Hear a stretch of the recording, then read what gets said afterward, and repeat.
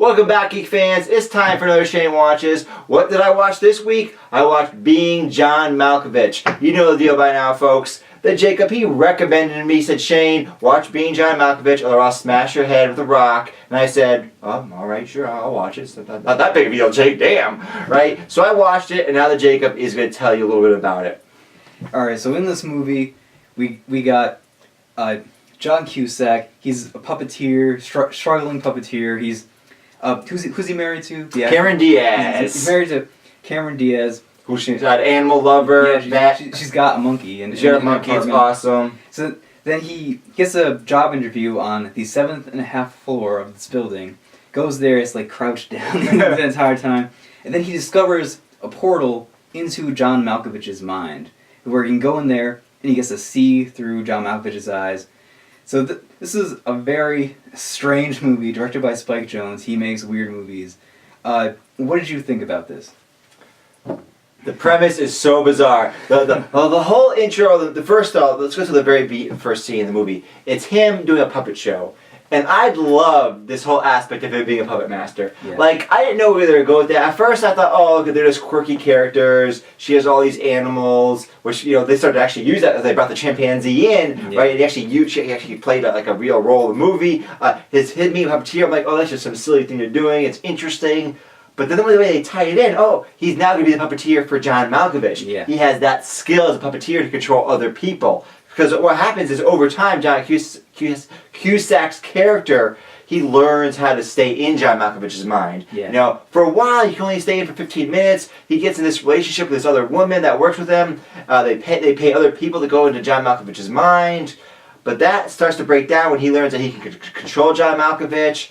And then they get into this weird relationship where he's John Malkovich, but he's him, and he marries this woman. It is a crazy and bizarre movie. The entire time I was thinking, damn, this is so creative. This person has just brought something to life that is just the epitome of creativity, of originality. This was so much thought that was put into this.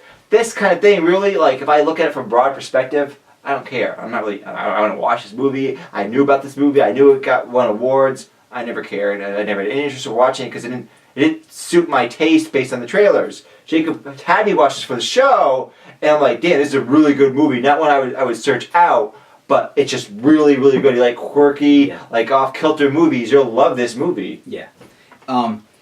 But what I really liked about this movie was it pretty much was the first meta movie I've ever seen. And by meta, we mean it breaks the fourth wall. Yes. Because you actually have John Malkovich playing himself in the movie.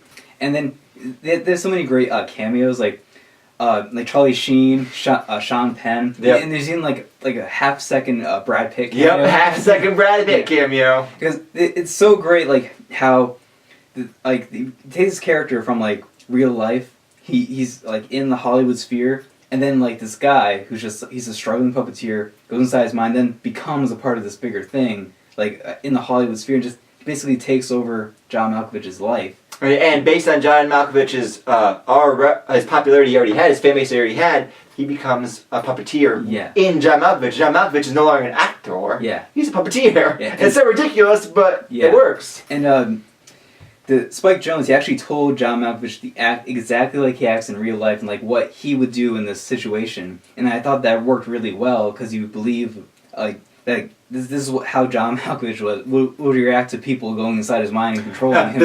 I love the scene with him and Charlie Sheen where when he first realized someone's trying to control him, but the puppeteer hasn't gotten full control yet. Yeah. So he's talking to Charlie Sheen, he's freaking out. It's like, someone's in my mind. And Charlie Sheen's so casual, he's like, well, were you high? And then Malkovich is like, yeah, I was high. What does that do with anything? Right? Yeah. It was just, the dialogue was so believable. Like this is like a conversation these guys could have, right?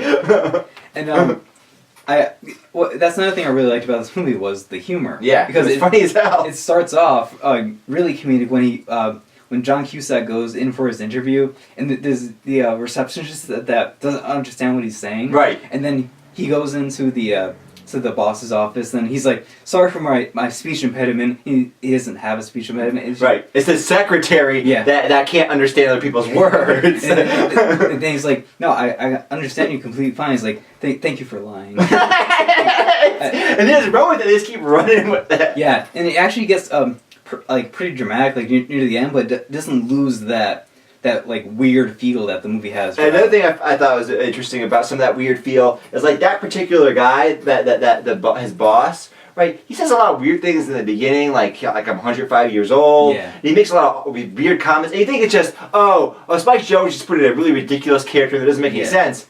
But then you learn why he says those things. Like they tie it together really well. You learn like where the portal comes. Right. It's not just some crazy old man. You actually realize there's a reason why he says weird things, right? Yeah. And I just loved this movie because it was so meta. It was so bizarre and out there, but they kept it grounded with John Malcovich. Yes. And, like him being like an actual person. I love this movie, and there's other Spike Jonze movies that I'm actually going to recommend later on in these segments. No! You get to see more meta, weird, bizarre crap. This is pretty much just the beginning of Spike Jonze weirdness. What would you rate this to Jacob? We basically have turned this segment into also a review segment. So give me a score. What's your score? I'm gonna give this an 8 out of 10. I really like this movie. I'm giving this movie 5 stars. 5 stars, my highest rating. This is a masterpiece, I think. Yes. Right. It's not exactly something I would search out for. Like this doesn't really make me want to see any more Spike Jonze films. Actually, just because it's really not interesting to my taste. But for what he's going for, that director was trying to achieve creatively, he nailed it. I mean, it's just an amazing work of art. It's just so clever. So much thought obviously went into this. Yeah. Right? This wasn't just throwing it in. No, they had an idea and they ran with it, and it was good. Yeah.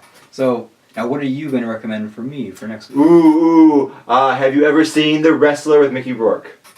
No, I have not. Excellent. But it's actually been a movie that I've been meaning to watch. Oh, you should watch it because Mickey Rourke's performance is amazing. But that will be a next time. That will be a Jacob Watches. Anyways, this has been Geeks of the Movies. Stay tuned.